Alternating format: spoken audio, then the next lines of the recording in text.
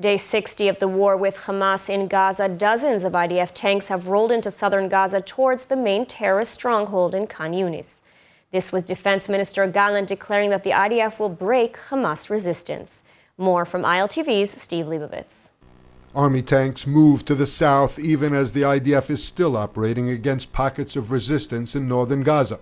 The main north-south road has been declared a battle zone. Tanks were seen in the southern part of Salah al-Din Road, with the IDF facilitating the movement of civilians via a bypass route to the west of Khan Yunis. Dozens of Israeli tanks entered the southern part of the Gaza Strip, pushing ahead and expanding its ground offensive in the south as the army advances into areas where it believes Hamas leadership is hiding in underground bunkers. The Air Force carried out strikes against some 200 Hamas targets in Gaza overnight, including cars ferrying missiles and mortars for Hamas operatives, anti-tank missile launch positions, and weapons depots. The ground operation was continuing in northern Gaza as well. The Negev Brigade destroyed Hamas infrastructure inside a school in Beit Hanun that was used by terrorists to attack troops. Defense Minister Gallant said the fate of the terrorists in the Hamas battalions in the south will be the same as those in the north, and worse. Gallant insisted, "We will continue until victory and until all goals are achieved, the elimination of Hamas and the return of the hostages to Israel." The IDF movement in the south has included precise maps to avoid civilian casualties and allows in ample humanitarian assistance, including food. U.S. officials are keeping a close watch on the conduct of the IDF in Gaza, but also showed understanding for Israeli operations. We do expect to see civilian casualties as a result of this campaign. That is sadly true in all wars. It is especially going to be true in a war in a crowded urban environment where the opponent, Hamas, is using civilians as human shields and hiding themselves, hiding their fighters, hiding their infrastructure behind civilians. U.S. National Security Advisor Jake Sullivan applauded the Israeli decision to inform civilians in advance of battlegrounds to avoid casualties. Just to take a step back, what Israel has done is it said, this is the area where we are going to conduct ground maneuver. Please, everybody move out of this area so that you're not going to be caught in the crossfire. They have also indicated that there are areas where there will be no strike zones. And in those zones, we do expect Israel to follow through on not striking. Sullivan is also insisting that there must be ample humanitarian aid, including fuel, allowed into Gaza and sustained and expanded humanitarian assistance to Gaza with the war ongoing. They deny the kidnapping of our children, the murder of our grandchildren, the rape of our daughters. The new Nazis we face today will stop at nothing to destroy civilization as we know it. The World Jewish Congress was created exactly for these times like this, so every Jew can fall asleep at night knowing they are safe in their own home. We are a voice for the Jewish people everywhere. We are the World Jewish Congress. And joining us now with more on the war is Reserve Brigadier General, former IDF spokesman, and former cabinet member, Dr. Nachman Shai. Dr. Shai, thank you for joining us. Good afternoon. Thank you. So we're on day 60 of the war in Gaza. Israel is operating now in the north and in the south of the Strip. How close are we to the goal of eliminating Hamas? We are close, but we are not there yet. It may take weeks and even months. Actually, it's going to be very long. And we have to understand that this is not a regular war, the war that we were accustomed to. This is an asymmetric war between, on the one hand, a big, mighty military force, and on the other hand, a terror organization which is well settled underground in Gaza, well equipped, and can run a long war against us. And this is a clash of two different armies, which call for a low-intensity conflict. And it means that it may last some time, longer than we usually expected, but the end will be the end. And I believe Hamas will not be able to operate in Gaza any longer. Mm-hmm. And now, the United States is closely monitoring our conduct in the war. Are Washington's constraints hampering the IDF at all in achieving this ultimate goal? I think we should take seriously into consideration what the American administration has been saying to us publicly and not publicly. There are many communications now going on between us and the American government. I don't expect them to block the IDF and say, do not move any further. We just heard official spokesperson saying, two actually of them, justifying the Israeli operation and even giving us credit for I would say, the carefulness that we are conducting the war within a highly densely populated area, which is very, very difficult. I don't know if people can really assume and imagine how hard it is. And you can see a little bit from the images, but that doesn't tell the whole story. It's really very complicated, and especially the Israeli Defense Forces that is very careful not to hit civilians that are not directly involved in any operation and any terror against Israel. Now, we did have a week-long pause in fighting to allow the Qatari broker deal to free Israeli hostages. Many of the families are upset that the process wasn't extended to allow for more hostages to be released. Did we miss the opportunity, or can another opportunity now arise under fire? I believe that more opportunities will come as long as the war continues.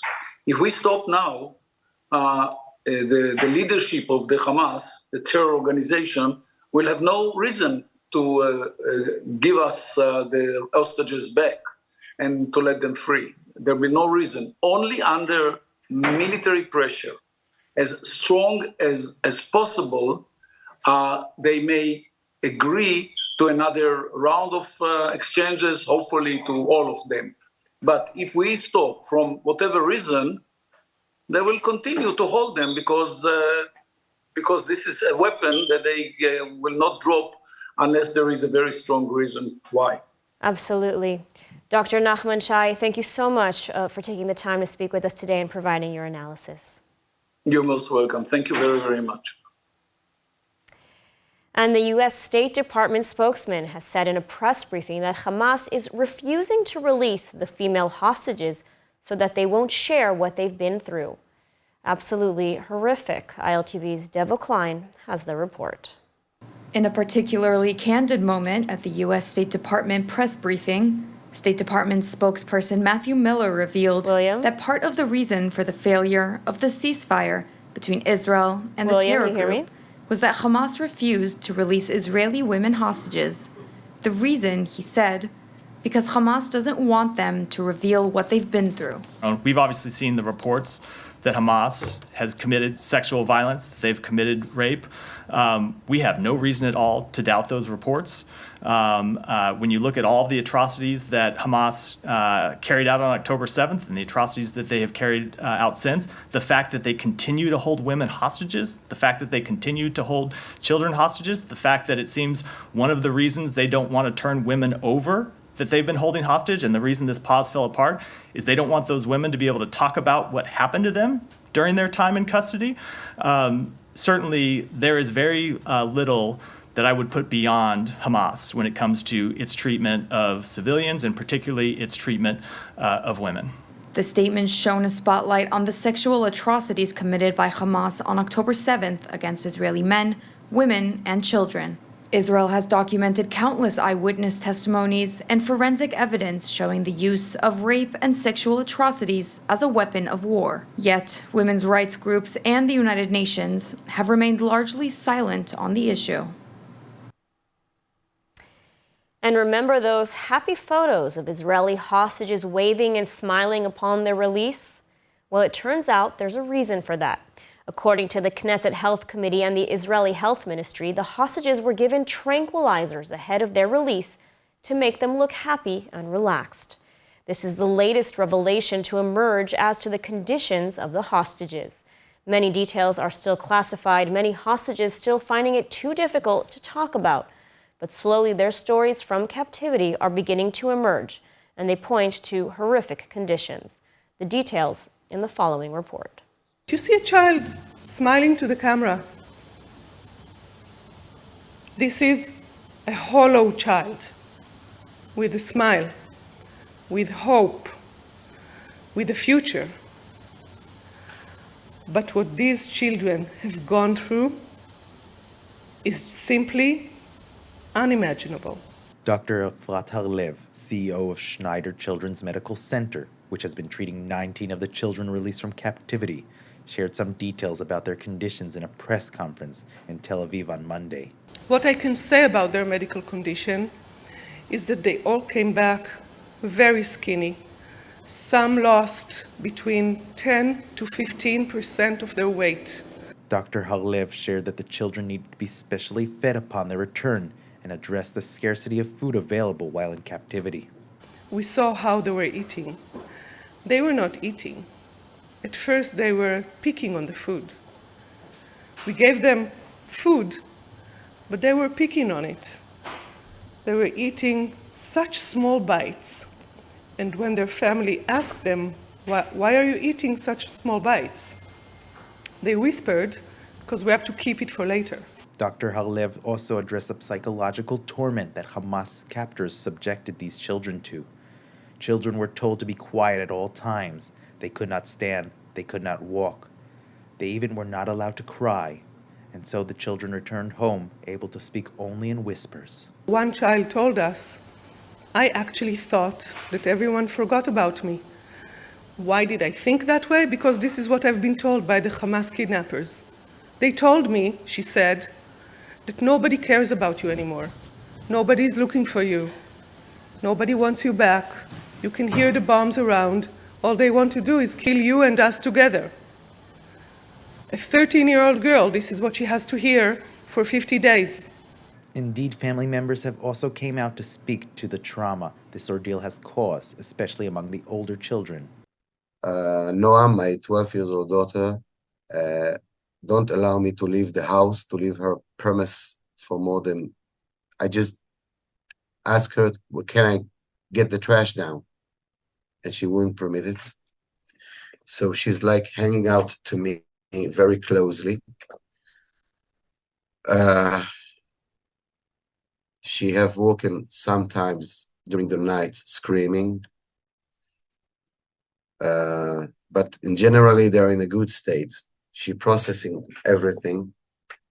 He too talked about his daughter's inability to talk above a whisper in the initial days of her release. For more than 48 hours, all the kids were still whispering to each other, and all the communication was only whispering 48 hours after they were released. All of them. Experience the power of truth with ILTV News. If you're looking for quality content and captivating visuals, join our news community and become an integral part of our team as we embark on a mission to unveil the real Israel, dismantling the web of lies and misinformation that surround reporting on Israel.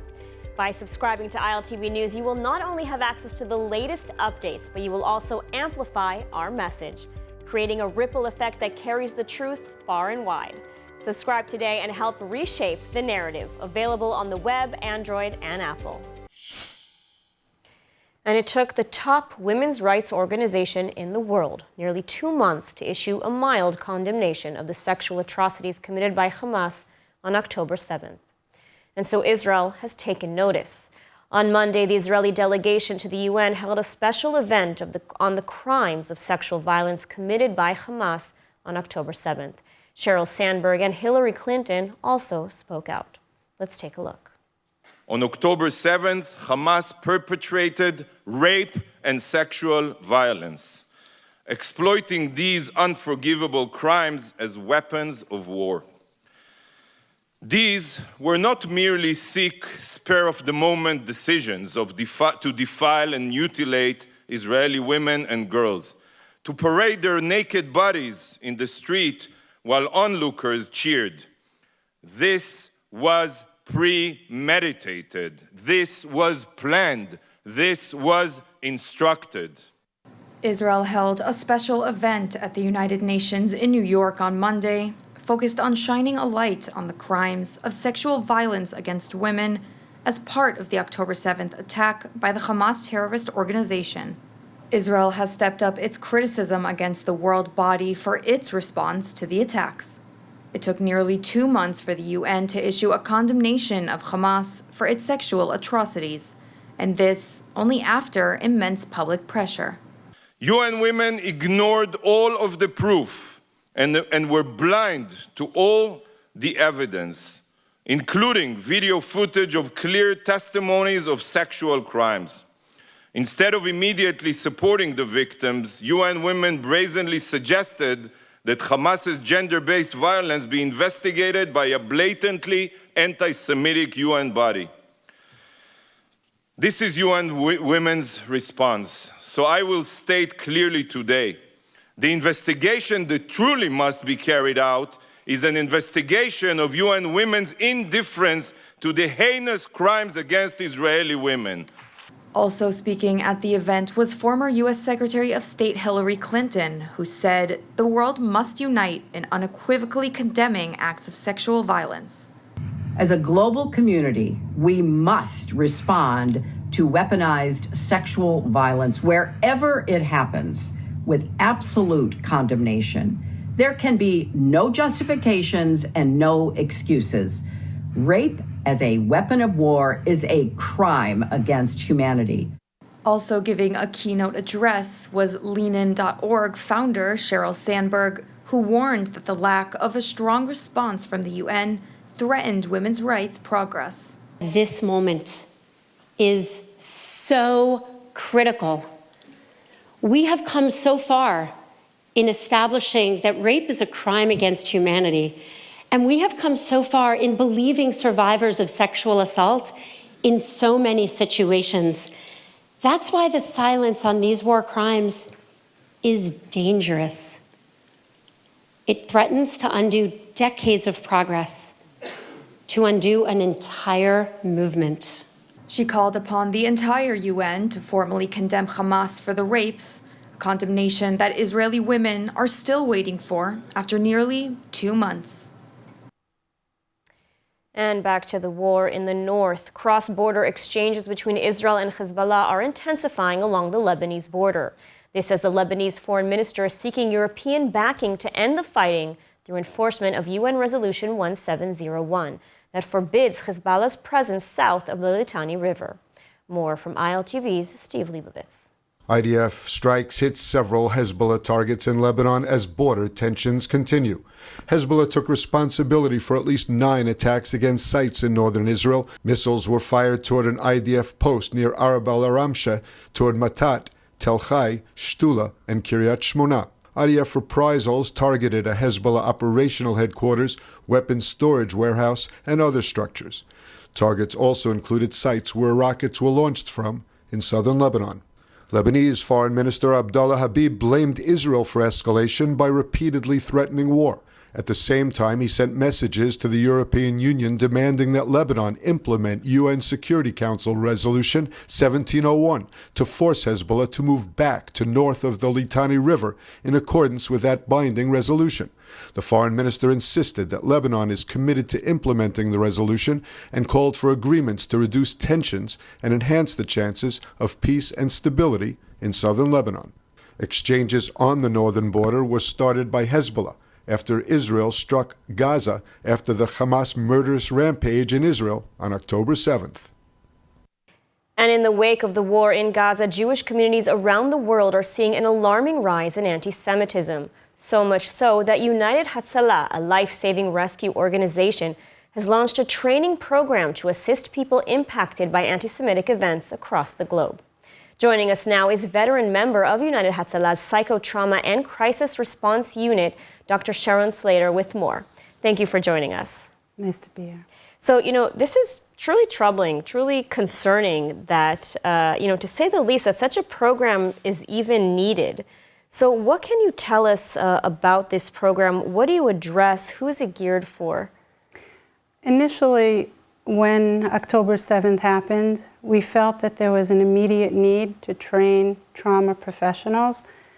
Psychologists are certainly trained, but not necessarily to treat trauma.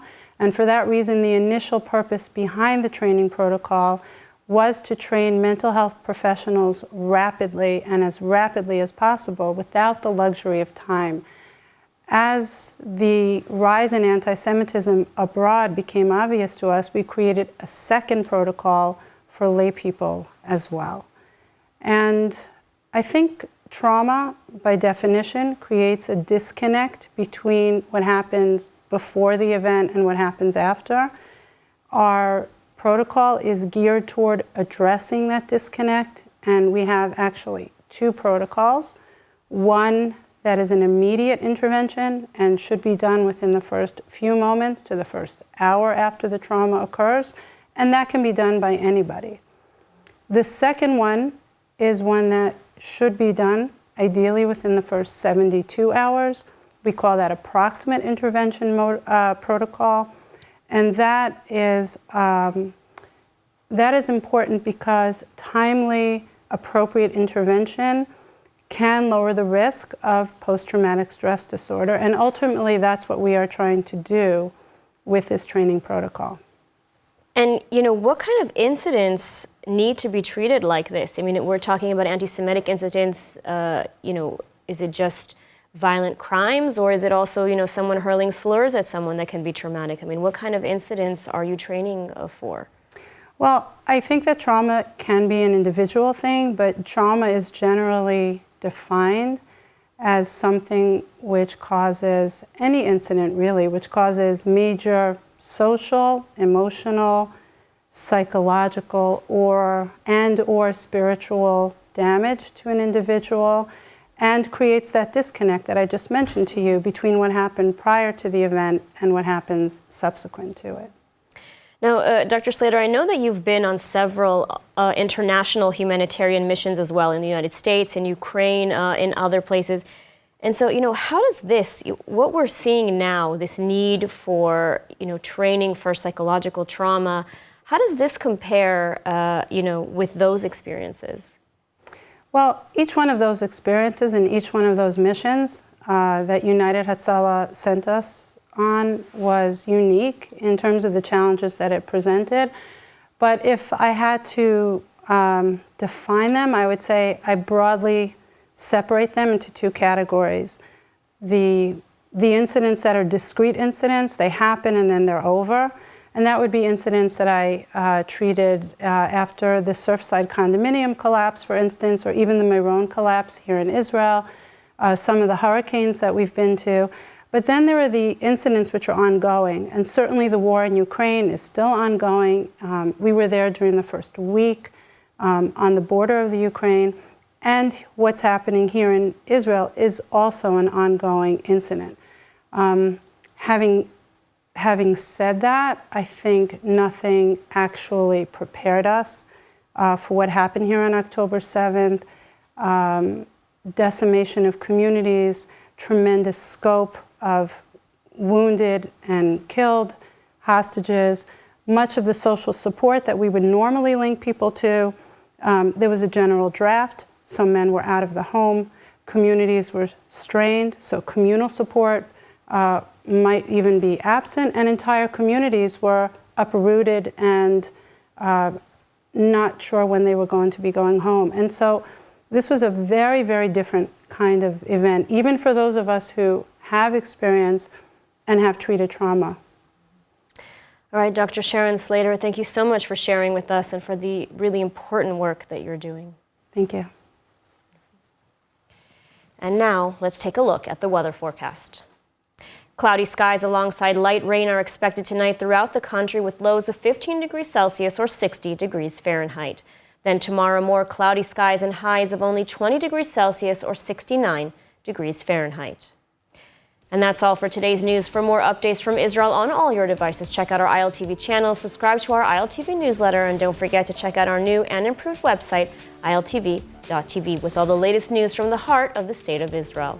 I'm Ladar Gravelazi. Be well, stay safe, and thank you so much for watching.